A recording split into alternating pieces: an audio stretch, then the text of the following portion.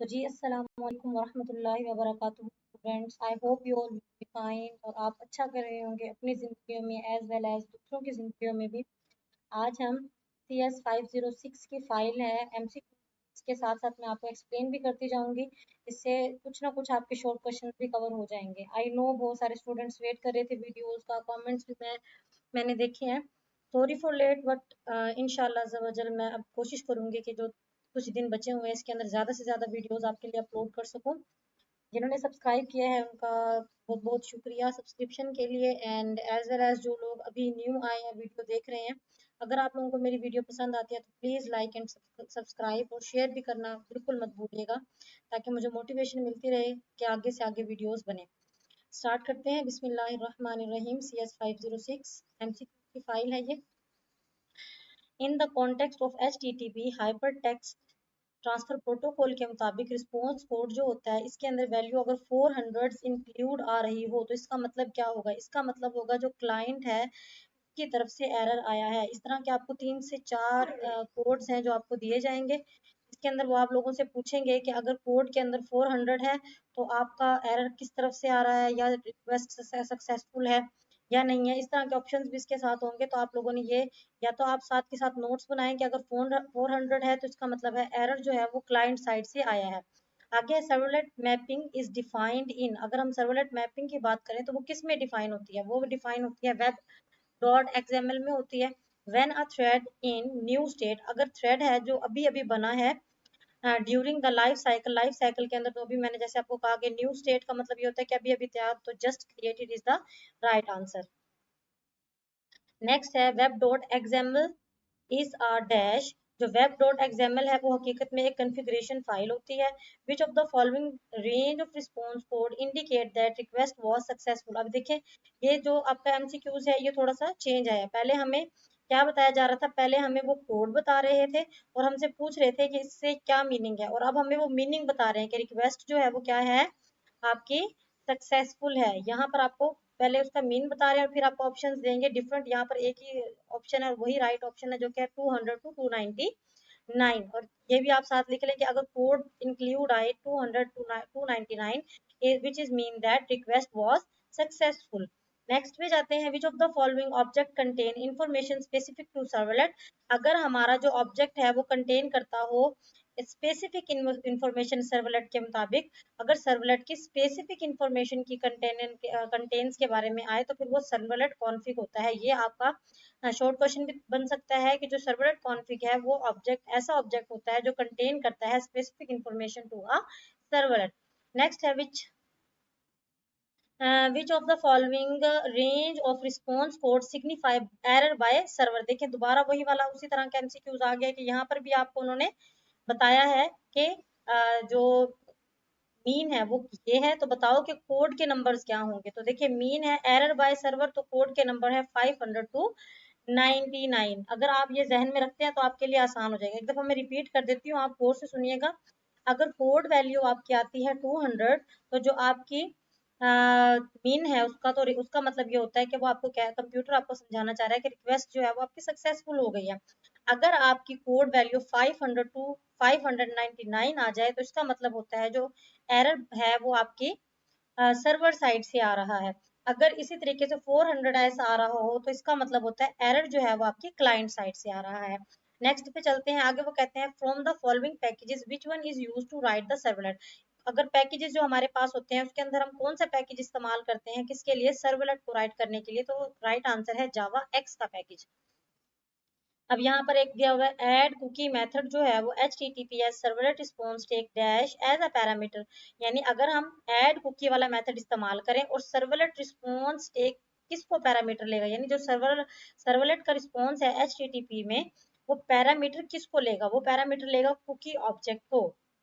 Next है servlet dash during its initialization. Servlet dash होता है अपनी इनिशियलाइजेशन स्टेज के अंदर, तो लोड्स रिसोर्सेज पर इसका राइट आंसर बनता है। Which of the following folder contain configuration file. जो हमारा फोल्डर कंटेन करेगा कॉन्फ़िगरेशन फाइल वो कौन सा होगा? वो होगा web dash INF।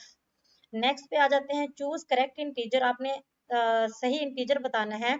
Value for pre defined thread priority, priority mean underscore priority में आ रहे हैं, वो मीन अंडरस्कोर प्रायोरिटी है तो मीन्स 1 होगा। अच्छा, ये भी इंपॉर्टेंट आपका कॉन्सेप्ट है कि अगर जो आपकी प्रायोरिटी है वो मिन है, अगर आपकी प्रायोरिटी मिन है, MIN से शो करते हैं, तो इस ये हमारा इक्वल होता है प्रायोरिटी यानी 1 के ऊपर। इसी तरीके से एक हमारी प्रायोरिटी होती है मिड, मिड की जो होती है यानी दरमियानी जो प्रायोरिटी होती है वो हमारी होती है 5।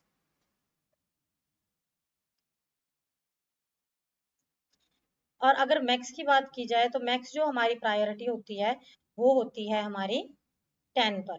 तो mean is equal to 1, medium की बात की जाए तो वो होती है 5, और मैक्सिमम की बात की जाए तो वो होती है हमारी 10। फर्क क्या आएगा, सिर्फ ये जो आपको यहाँ पर मिन नजर आ रहा है, यहाँ पर मिड आ जाएगा या फिर मैक्स आ जाएगा, उसके मुताबिक आपका जो MCQ का आंसर है वो तब्दील हो जाएगा। आगे चलते हैं हम, क्योंकि हमारा यहाँ पर मिन प्रायोरिटी था तो इसका आंसर भी 1 आया। नेक्स्ट है हमारा MCQs। Web application maintain the state of users action against multiple request. ऐसी एप्लीकेशन जो मेंटेन करती है स्टेट ऑफ यूजर के एक्शन के अगेंस्ट मल्टीपल रिक्वेस्ट को, because HTTP protocol is stateless. क्योंकि HTTP प्रोटोकॉल जो होता है वो स्टेटलेस होता है, तो ये जो हमारी लाइंस हैं या जो हमें क्वेश्चन बताया गया ये ट्रू है यानी सही बात की गई है। इफ एट्रीब्यूट इज नेम, अगर आपका एट्रीब्यूट जो है वो नेम हो एंड वैल्यू इज अहमद, और वैल्यू जो हो वो अहमद हो, तो गेट रिक्वेस्ट क्या बनेगी, गेट रिक्वेस्ट में हमेशा ये आएगा http://www.gmail.com/register, क्वेश्चन मार्क आपका लाजमी आएगा, then name is equal to Ahmad. The newly created thread, अभी नया नया थ्रेड बना है, can be moved ready state, अगर उसको रेडी स्टेट में लेके जाना है तो हम कौन सा मेथड कॉल करेंगे, तो आपने अगर हैंड आउट को रीड किया है तो जब हम न्यूली इनिशिएट कर लेते हैं तो उसके बाद हम स्टार्ट मेथड पर जाते हैं। Servlet you are use to dash, servlet किस लिए इस्तेमाल होता है, प्रोवाइड करता है डायनामिक वेब कंटेंट को, और विच जो कि एक्सटेंड हो सकता है वेब सर्वर के जरिए। ये भी आपका क्वेश्चन बन सकता है कि why we use servlet to provide dynamic web content with extend web server. Next question है get request method get information, gets करता है information को from a client, and post request method post करता है data को to the client, ये false है हमारा। which of the following is not a path of HTTP request, इसमें से कौन सा है जो HTTP request का पार्ट नहीं है यानी उसका हिस्सा नहीं है, तो ये होता है स्टेटस कोड जो है वो हमारा HTTP यानी hyper text transfer protocol request का हिस्सा नहीं होता। Engine of the servlet is dash method, तो इंजन जो होता है वो हकीकत में क्या काम कर रहा होता है, सर्विस देने का काम कर रहा होता है। इसके भी आप अगर आपने पढ़े हो तो 3 होते हैं, जिसमें फर्स्ट के अंदर हम इनिशिएट करते हैं या स्टार्ट करते हैं, सेकंड में हम उसको सर्विस प्रोवाइड करते हैं, थर्ड में डिस्ट्रॉय कर देते हैं। HTTP रिस्पॉन्स कोड, अब देखिए 404 इंडिकेट क्या करता है, अब ये भी एक ऐड कर लें आप कि आपका जो 404 है वो इंडिकेट करता है request resource is not available, कि रिक्वेस्ट रिसोर्स जो है वो आपका अवेलेबल नहीं है। रियल वर्ल्ड बिजनेस ऑब्जेक्ट, अब ये अगर आपने, मैंने भी आपको बताया था कि लेयर्स भी होती हैं, डाटा लेयर होती है, बिजनेस लेयर होती है, एप्लीकेशन लेयर होती है। एप्लीकेशन लेयर क्या होती है, सॉरी प्रेजेंटेशन लेयर होती है।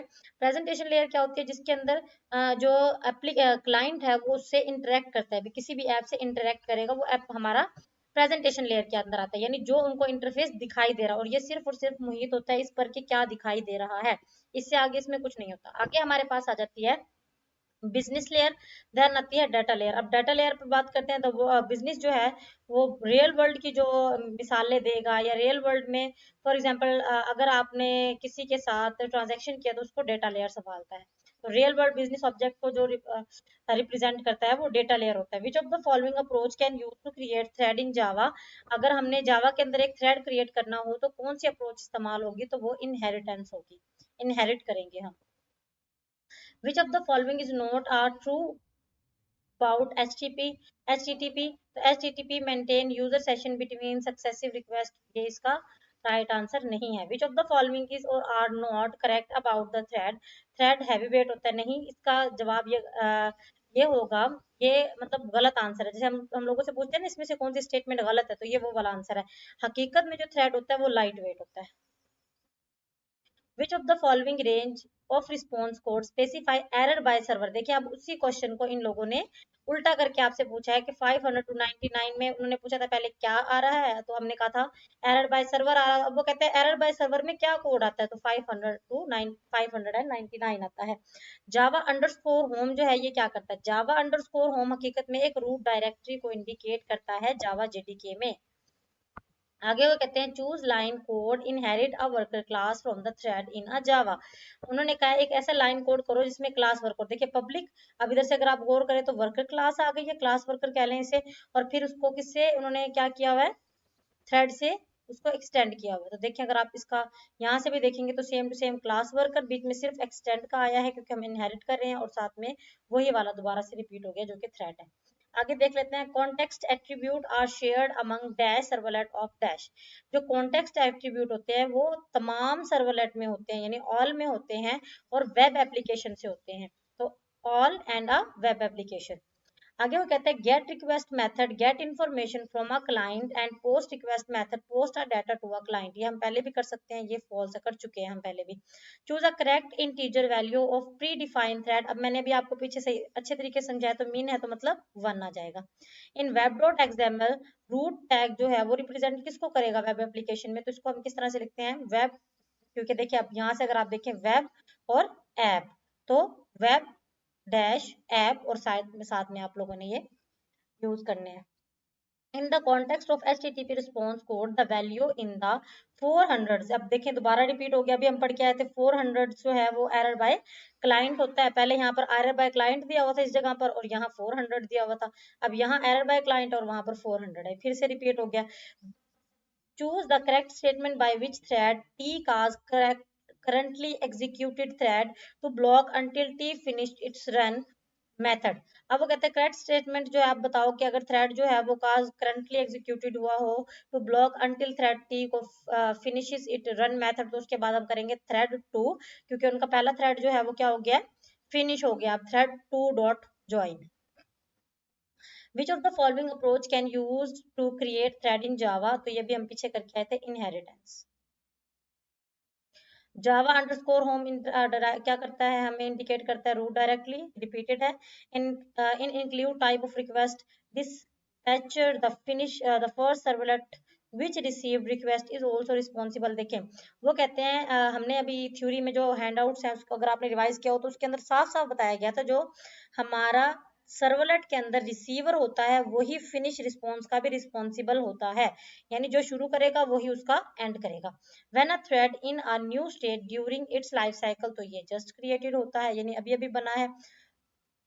Request and response of servlet are handled at dash stage, तो फिर अगर वो कहते हैं अगर रिक्वेस्ट एंड रिस्पॉन्स जो है वो कौन सी स्टेज के ऊपर आपका हैंडल होता है, ये आपका रॉन्ग आंसर है ये, क्योंकि डिस्ट्रॉय तब होता है जब उसको हम खत्म करने जा रहे थे, यानी फॉर एग्जाम्पल वो हमारा काम सारा खत्म हो गया, हमने रिक्वेस्ट को ले भी लिया, रिस्पॉन्स भी कर लिया, हैंडल भी कर लिया, और फिर हम उसको डिस्ट्रॉय कर रहे हैं, तो ये राइट आंसर नहीं है, और इसका राइट आंसर होता है services, at the service stage. आगे है set content length method of HTTP servlet response set the length of content by taking dash parameter as a length। तो जब हम किसी भी सर्वलेट HTTP की सेट के अंदर लेंथ का कंटेंट लेते हैं तो उसको हम इंटीजर के तौर पर पैरामीटर की लेंथ को लेते हैं। Choose correct integer value of pre defined thread priority. अब देखें यही थोड़ा सा यहाँ पर तब्दीली आई और हमारा एमसीक्यू का आंसर तब्दील हो गया, मैक्स मींस 10, ये मैं आपको समझा चुकी हूँ।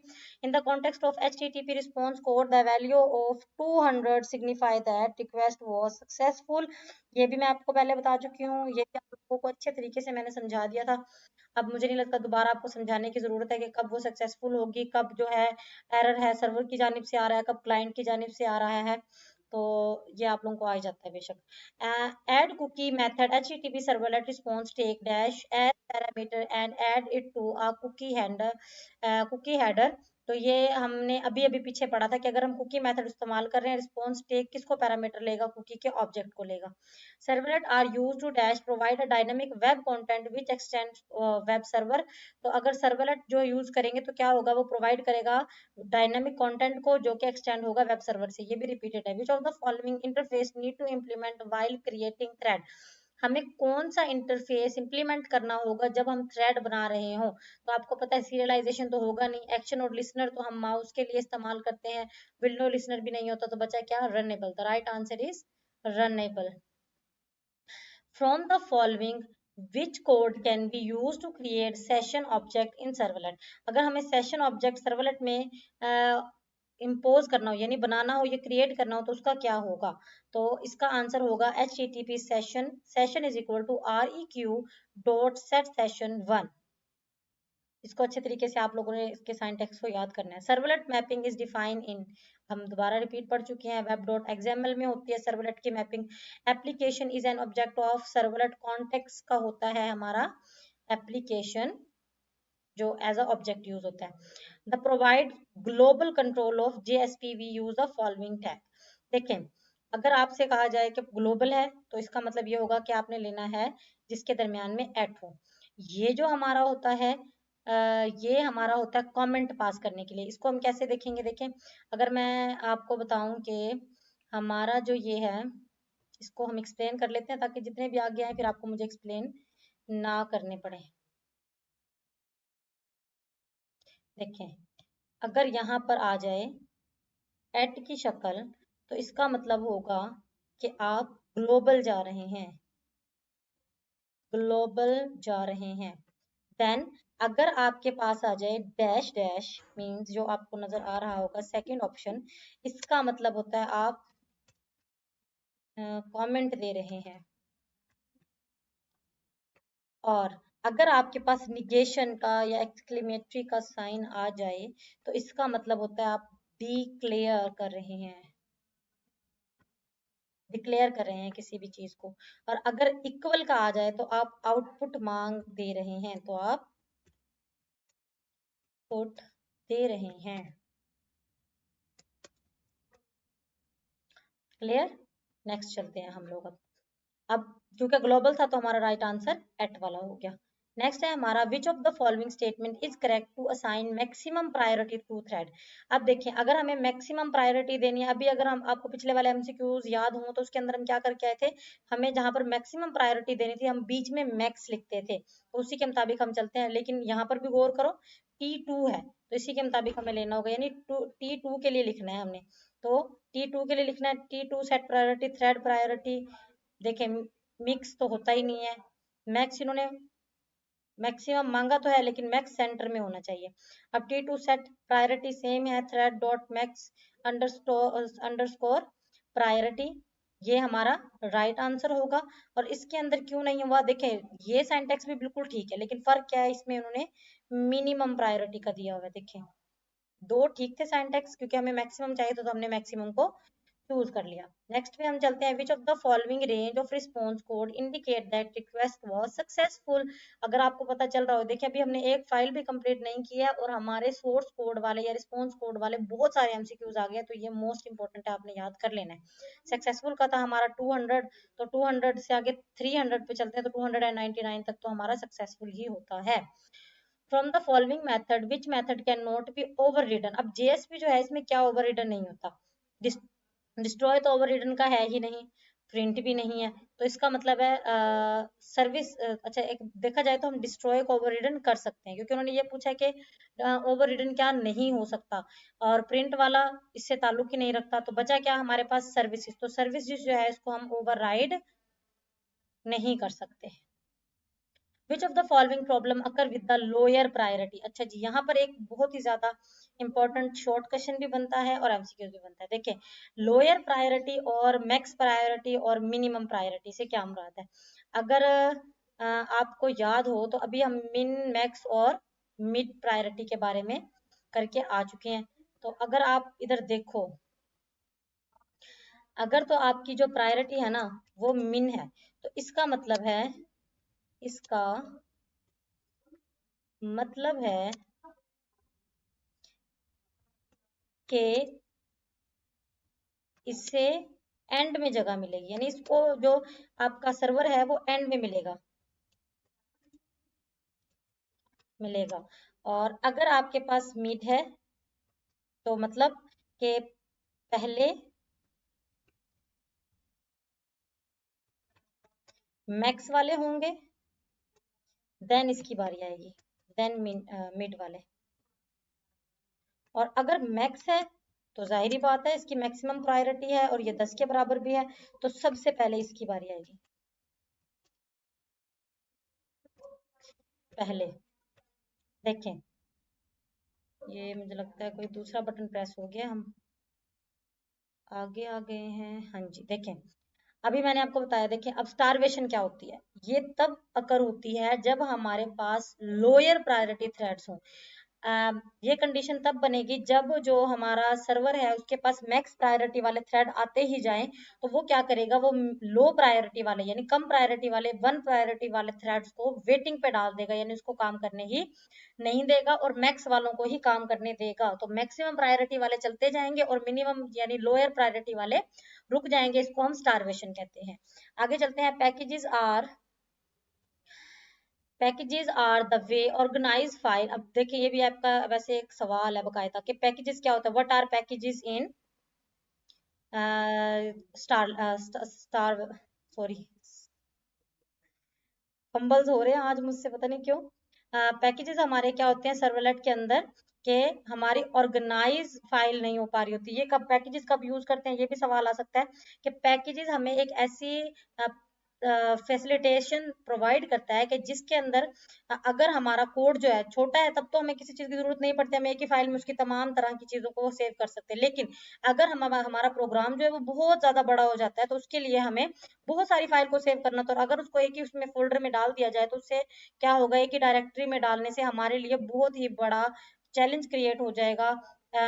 एक मैक्स डिस्ट्रॉयनेस क्रिएट हो जाएगी कि कुछ समझ नहीं आएगा, पहला कहाँ दूसरा कहाँ तीसरा कहाँ। तो उसके लिए हम पैकेजेस यूज करते हैं। इससे क्या होता है, हम फाइल को ऑर्गेनाइज कर पाते हैं अकॉर्डिंग देयर फंक्शनैलिटी, यानी उनका फंक्शन क्या है उनको एक में रख दो, यूजिबिलिटी उनकी क्या है उसके मुताबिक दूसरे में रख दो और कैटेगरी के मुताबिक तीसरे में रख दो। तो इससे हम ऑर्गेनाइज कर पाते हैं फाइल को। ये लफ्ज मैंने अभी यूज किया भी था कि हम अलग अलग डिफरेंट डायरेक्टरीज में रख देते हैं। नेक्स्ट है हमारा from the following tags which one is a special tag. अभी अगर आपको मैं ना भी समझाऊं तो आपको समझ आ जाना चाहिए। जैसे हम पढ़ के आए हैं, ये किस लिए था, डिक्लेयर के लिए था, आउटपुट के लिए था।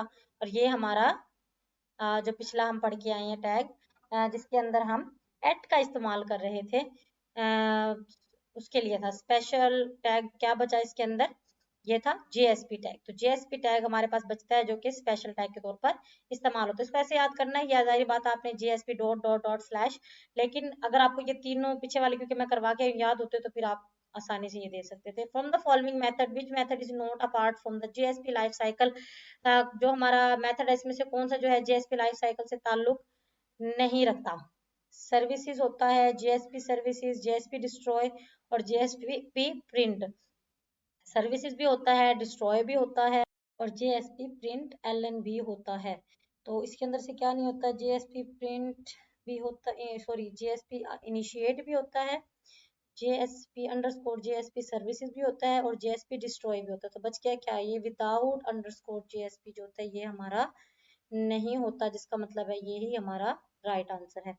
नेक्स्ट है get return the unique ID. अगर हम गेट वाली जो मेथड यूज करते हैं वो रिटर्न करेगा यूनिक आईडी किसकी, प्रीवियस की, नेक्स्ट की, करंट की या बी और सी, यानी प्रीवियस और नेक्स्ट दोनों की। ये सिर्फ और सिर्फ करंट सेशन की यूनिक आईडी को रिटर्न करता है। नेक्स्ट है हमारा client is referred as a dash. Client is referred as a dash, इसमें बनेगा क्लाइंट है वो रेफर क्या करता है, computer user, computer that person is using for a communicate person. तो यही वाला द राइट आंसर है, computer that a person is using. Computer जो इंसान इस्तेमाल कर रहा है फॉर अ कम्युनिकेशन पर्पस, उसे हम क्लाइंट कहते हैं। ये क्लाइंट की डेफिनेशन भी है। Which of the following method allow any thread of the same priority execute.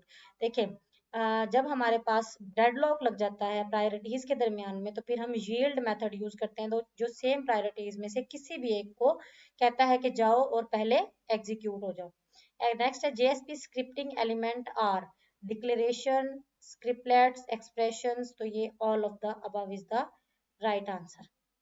Next पे आ जाते हैं हम लोग। Java servlet are not automatically switched to URL rewriting when cookies are not supported or disabled by the client. ये false है क्योंकि ये automatically हो जाता है, not नहीं होता, ये हो जाता है. Yes, ये automatically rewrite हो जाता है. JSP users print statement to generate HTML. तो JSP user जो है जनरेट करने के लिए, ये तो आपको वैसे ही पता चल जा रहा है, ये प्रिंट करने के लिए होता है ना कि जनरेट करने के लिए. तो force each web application has dash servlet context. तो एक ही होता है context. So resources could be shared among all servlet in dash application using dash. अगर हम all servlet की बात करें तो सेम एप्लीकेशन को यूज करेंगे यूजिंग करते हुए servlet context object को.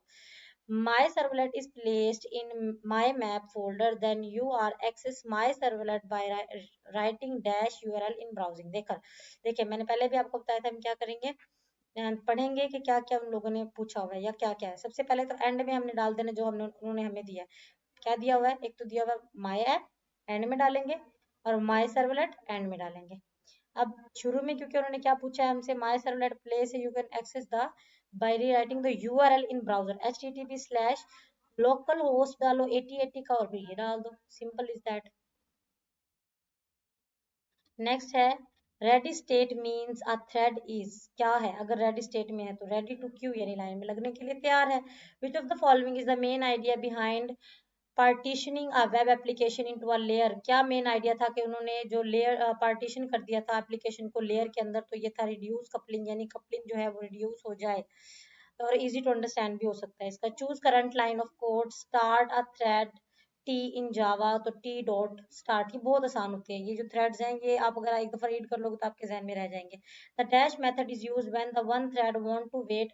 कौन सा मेथड होगा कि एक जो थ्रेड है वो वेट करना चाह रहा हो फॉर द अनदर थ्रेड, दूसरे के लिए. Run method complete it's execution, ताकि जो हमारा रन मेथड है वो एग्जीक्यूट हो सके, तो हम ज्वाइन कर देते हैं.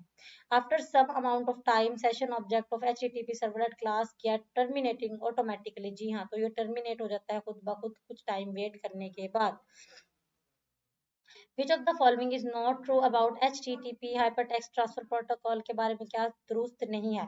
तो अगर आपसे पूछे what is HTTP और कुछ लाइन लिखो तो फिर ये लिख सकते हो. HTTP is a stateless protocol. HTTP request response communication model. HTTP has no built-in site management between successive requested. तो ये आपका वो वाला क्वेश्चन बनेगा. और अगर एमसीक्यूज में आ जाए कि क्या नहीं करता, तो HTTP maintain user session between services and request. तो ये वाला काम वो नहीं करता.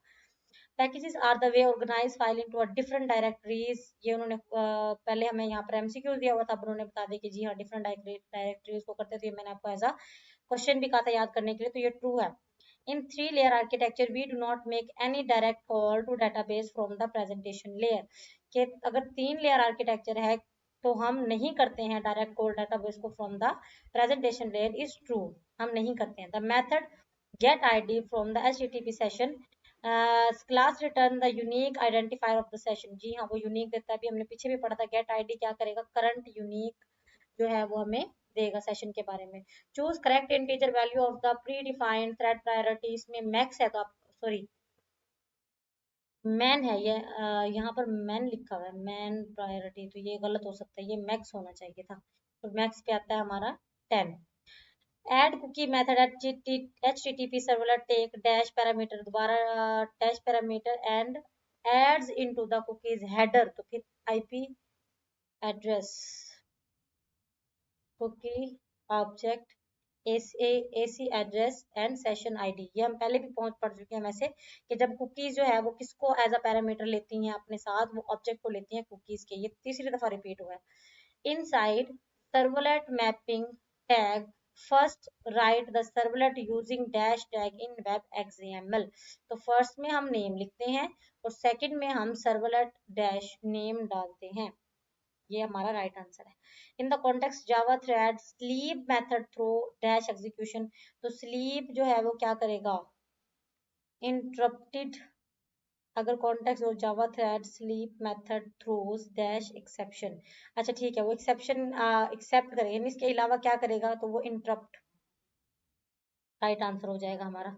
Layer are isolated from each other to increase coupling between them. अगर लेयर जो है वो आइसोलेटेड होती हैं किस लिए, ताकि उनके दरमियान में इंक्रीज कर सके कपलिंग को, तो ये तो वैसे ही पता चल रहा है ये गलत बात कर रहे हैं। हम हमेशा काम किस बात पर करते हैं, कपलिंग कम हो जाए, रीडेबिलिटी बढ़ जाए, ये इजी टू मेंटेन हो जाए, तो फिर ये फॉल्स आ जाएगा। सर्वलेट आर यूज किस लिए इस्तेमाल होते हैं? Provide dynamic web content which extend web servers repeated from many times, हो गया ये भी। 3 layer architecture consist presentation layer, dash layer and data layer. Business आएगा यहाँ पे, मैं पहले भी आपको बता चुकी थी प्रेजेंटेशन लेयर में क्या होता है, बिजनेस में क्या होता है, एंड डाटा लेयर में क्या होता है। तो right answer is the business layer. ये सॉरी सर्विसेज पे आ गया है, वैसे ये बिजनेस लेयर। नेक्स्ट है हमारा absence of cookies indicate that the user is visiting this site for the first time. कौन सी कुकीज है जो इंडिकेट करेगी कि यूजर जो है वो पहली दफा यहाँ पर आ रहा है? तो एब्सेंस ऑफ कुकीज, कि वहां पर कोई कुकी मौजूद ही नहीं है। क्लाइंट पहले आया होता तो उसकी कोई कुकीज होती है ना। The method gate attribute string of HTTP servlet class extract करती है dash store value from the session object, object होना चाहिए था session object.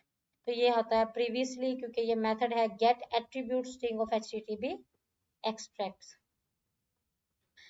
cookies can be used for identifying a user during e-commerce session। cookies इस्तेमाल होती हैं identify कर सके कि ये जो यूजर है वो ई कॉमर्स सेशन को यूज करता है या नहीं। तो true. In dash state thread is assigned a processor to run, तो रनिंग स्टेट में होता है। देन है, थोड़े ही रह गए हैं, स्टे विद मी, इंशाल्लाह अभी हम कंप्लीट करने ही वाले हैं। Some MCQs are left behind. Presence of cookies indicate that the user visiting this site for the first time. गलत बात है, मैंने अभी बताया था जो फर्स्ट टाइम आएगा उसकी कुकीज होंगी ही नहीं। तो प्रेजेंस ऑफ कुकीज मींस कि ये जो हमारा यूजर है ये फर्स्ट टाइम यहाँ पर नहीं आया। Java provide excellent solution to all problems occur in a tracking session which is true। dash is not the type of http request is update। Get होती है, पोस्ट होती है, डिलीट भी होती है, अपडेट नहीं होती। To compile a servlet, my servlet dot Java dash command is use to command prompt is javac. ये याद रखना है आप लोगों ने कि माई सर्वलेट डॉट जावा को जब हमने कंपाइल करना हो तो कौन सा जो कमांड है वो इस्तेमाल होगी, वो जावा सी कमांड इस्तेमाल होगी without space and without any dash.